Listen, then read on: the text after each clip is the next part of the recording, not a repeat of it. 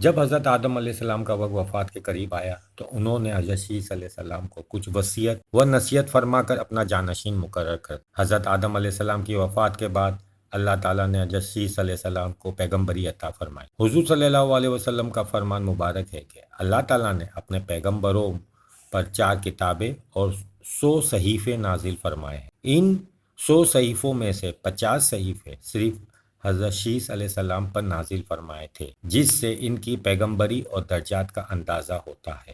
ایک روایت کے مطابق جب حضرت آدم علیہ السلام اس دنیا سے رخصت ہونے لگے تو انہوں نے حضرت شیس علیہ السلام کو وصیت کرتے ہوئے ایک طوفان کی پیشن گوئی کی تھی، جس میں حضرت شیس علیہ السلام کے گھرانے کے علاوہ تمام اولاد آدم ختم ہو گئی تھی۔ اس کے بعد دوبارہ نسل انسانی کا جو سلسلہ شروع ہوا وہ حضرت شیس علیہ السلام سے ہی شروع ہوا تھا۔ اس لحاظ سے آج تمام نسل انسانی کا جو سلسلہ حضرت آدم علیہ السلام کے بعد حضرت شیس علیہ السلام سے جا ملتا ہے، یعنی انبیاء اکرام علیہم السلام انہی کی نسل میں پیدا ہوئے۔ حضرت شیس علیہ السلام کا زمانہ نبوت آج سے تقریباً 24,500 سال پہلے تھا۔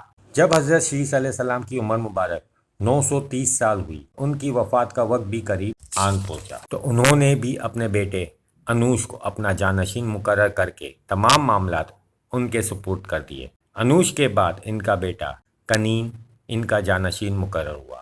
کنین کے بعد ان کا بیٹا مہلائل ان کا وارث و جانشین ٹھہرا۔ اسی مہلائل کے بارے میں کہا جاتا ہے کہ اللہ تعالیٰ نے ان کو عظیم بادشاہت عطا فرمائی تھی، گویا زمین پر سب سے پہلے بادشاہ مہلائل ہی تھے۔ انہوں نے سب سے پہلے بادشاہوں والا تاج اپنے سر پر رکھا، پھر انہوں نے جنگلات کا قلعہ کما کر کے شہر و قلعوں کی بنیاد ڈالی۔ شہر سوس اور شہر بابل کی بنیاد غالباً انہوں نے ہی رکھی تھی۔ ان کی بادشاہی 40 سال تک قائم رہی۔ جب ان کا وقت وفات قریب آیا تو انہوں نے اپنے فرزند ہنوخ کو اپنا جانشین مقرر کیا۔ بعد میں یہی ہنوخ حضرت ادریس علیہ السلام کہلائے، جن کا قصہ ہم آپ کو آنے والی اگلی ویڈیو میں بتائیں گے۔ اپنا خیال رکھیے گا۔ شکریہ۔